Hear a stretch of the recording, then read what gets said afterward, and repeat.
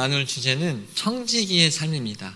우리가 공동체로 살아갈 때에 이 청지기로서의 마음을 갖는 것이 굉장히 중요합니다. 모두 삶의 영역에서 하나님의 자원을 관리하는 관리자 입장에서 살아가는 것이 바로 청지기의 삶입니다. 내가 가진 모든 것이 내 것이 아니라 하나님의 것이라는 인식으로 삶을 살아가는 것입니다. 결국 청지기적 삶이란 하나님과 이웃을 사랑하고 유익하게 하고자 하나님의 선물인 자원과 시간과 재정과 나의 재능을 자발적으로 다른 사람들에게 후하게 베푸는 것을 말합니다. 그런데 이것을 가능하려면 한 가지 우리의 생각을 바꿔야 합니다. 우리는 어떤 생각이 있냐면 어떤 자원을 쓰면 그것이 제한되어 있다라는 우리의 선입견이 있습니다. 그러나 하나님께는 이 자원에 제한이 없는 것을 기억하시기 바랍니다. 저 사람이 쓰면 사라지는 것이 아니라 하나님이 필요하시면 말씀하셔서 무한하게 만들어 가신 것을 믿으시기 바랍니다. 따라서 우리는 하나님은 무한하신 분이기에 그런 제한된 생각을 버리고 믿음으로 그 후한 마음으로 나가야 될 줄 믿습니다. 그럼 이것을 위한 구체적인 행동은 하나님과 이웃사랑에서 흘러나오는 나눔의 삶을 좀 만들어 보시기 바랍니다. 내가 나의 삶 가운데 이런 나눔에 살겠다는 어떤 체계적인 그런 계획을 세워보시기 바랍니다. 또한 자신의 삶과 시간, 집, 가족이 자신의 것이 아님을 고백하시기 바랍니다. 이때에 내가 조정하는 것을 멈추게 됩니다. 그다음에 세 번째, 하나님이 주신 자원, 육체적, 정신적, 자연적, 또 영적 자원들을 말씀드린 것처럼 후한 마음으로 나누겠다는 결심이 가져야 합니다. 일본 그 술잔 중에 조그만 잔이 있습니다. 아주 작은 잔. 그 일본 말로 무슨 말이라고 아시나요, 혹시? 네? 쪼다라고 합니다. 조그만 잔을 쪼다라고 하면, 그래서 우리가 쪼다 같다라고 할 때는 좁은 마음. 근데 우리 민족 항아리 같은 마음을 좀 가지시기 바랍니다. 그래서 항아리 같은 마음을 가질 때 하나님께서 그 항아리 독에 마음껏 채워주실 줄 믿습니다. 아침부터 격한 말을 했습니다. 네. 계속해서 이제 마가복음을 제자의 부름으로 초점을 맞춰서 설교를 나누고 있습니다. 오늘도 여전히 그 초점으로 말씀을 나누고 싶습니다. 지난번에 제자를 부르실 때는 일터에서 구체적으로 아주 대화를 통해서 또 어부를 낚는 그런 사명을 주신다고 말씀드렸는데, 오늘은 산 위에서 우리를 부르고 계십니다. 13절에 또 산 위에 오르사 자기가 원하는 자들을 부르시니 나온지라. 산 위에서 부르고 계시고, 14절 이에 12를 세우셨으니 이는 자기와 함께 있게 하시고 또 보내사 전도하며 귀신을 내쫓는 권능도 가지게 하려 하심이니라. 오늘 이 세 가지를 보겠습니다. 함께 하심, 전도하게 하심, 그리고 귀신을 내쫓는 권능. 이 제자의 부르심을 한번 살펴보도록 하겠습니다. 산에 오른다라는 의미는 구약에서 어떤 의미냐면, 기도하는 순간에 어떤 고독을 맞을 때 하나님께서 우리를 불러서서 그 고독 가운데 우리가 하나님의 음성을 듣도록 합니다.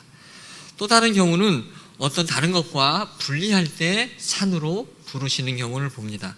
그러나 오늘 마가복음의 이 상황에서는 7절부터 12절은 굉장히 많은 사람을 치유하고 이런 복잡한 상황입니다.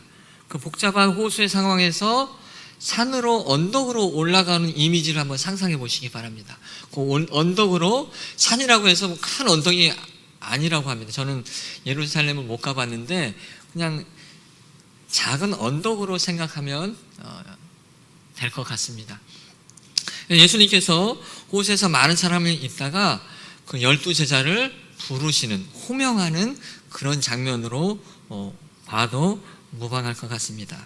그래서 부름받은 제자들은 무리 가운데서 부르고 계십니다. 많은 사람 가운데 베드로야, 야고보야, 가자, 이렇게 부르고 있습니다. 우리의 부름은 어떻습니까? 여러분 일터에서 부르셨습니까? 아니면 산 위에서 부르셨습니까? 예수님이 부르셨고 우리가 응답했기에 바로 여러분이 지금 이 자리에 있는 것을 믿으시기 바랍니다. 그래서 여러분이 나는 제자다, 나는 제자다, 이 마음이 여러분 가운데 일어나길 바랍니다. 14절에 12를 세우시고 자기와 함께 있게 하시라는 말씀을 하고 있습니다. 12를 세우다, 12를 정하다는 어떤 주석가는 12를 창조하다, 제자를 창조했다는 말도 표현하고 있습니다. 그러면 오늘 제자로서의 첫 번째 일은 뭐냐면 예수님과 함께하는 사람입니다. 예수님은 제자에게 어떤 사명, 어떤 일을 주기 전에 가장 먼저 해야 할 것은 나와 함께하라는 것입니다. 함께 있게 하시고 라고 이야기하고 있습니다. 따라서 우리는 날마다 주님과 함께 해야 된다는 이 제자의 첫 사명을 잃어버리지 말아야 합니다. 그런데 우리는 이 함께하는 일을 잃어버릴 때가 있습니다. 때로는 많은 사역과 여러 가지 일, 분주함으로 인해서 함께하는 일이 뒤로 미루어지는 것을 우리는 보게 됩니다. 그러나 오늘 예수님께서는 제자들의 첫 사명을 함께해라, 이 함께하는 사명을 잃어버릴 때 너희에게 권능이 없음을 이야기하고 있습니다. 두 번째는 복음을 선포하도록 얘기하고 있습니다. 근데 제자들이 부름에 우리가 주저하는 것은 바로 이 복음 전파가 어렵기 때문에 그렇습니다. 이 주저함이 많이 있습니다. 그런데 이 원인은 말씀드린 것처럼 이 주도권이 나에게 있을 때 우리는 주저하게 됨을 봅니다. 계속해서 예수님은 이 모든 일의 시작과 주도권은 나에게 있으니까 너희는 때를 얻든지 못 얻든지 전파하라고 이야기하고 있습니다.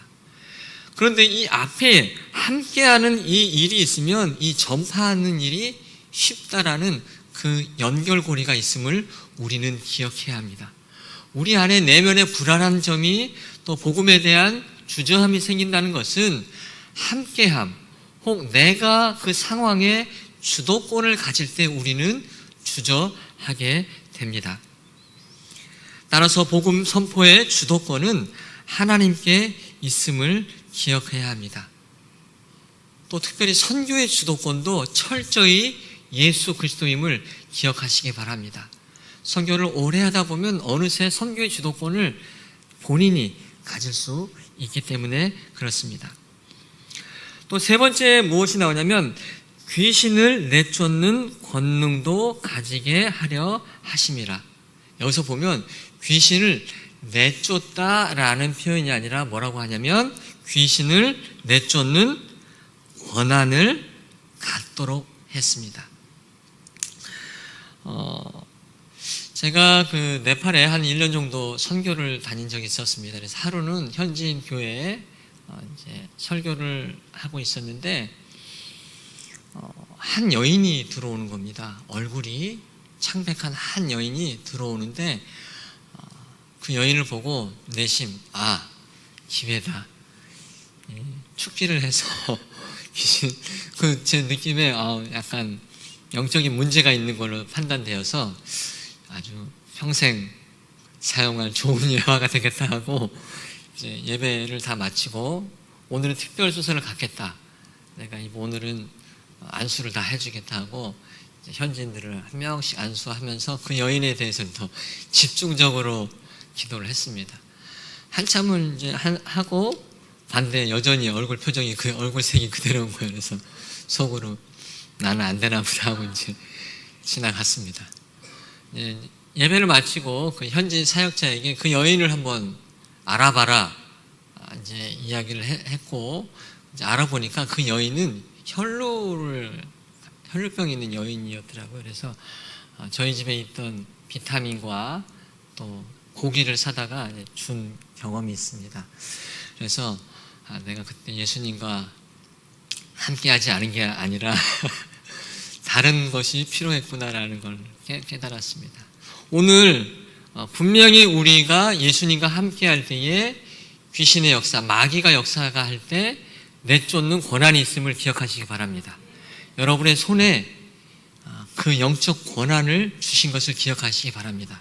그런데 전제가 뭐라고요?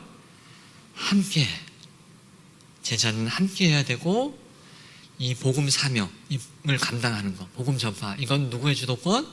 예수 그리스도가 주도권을 주는, 그때에 우리에게 귀신을 내쫓는 권한을 주시는 것을 기억하시기 바랍니다.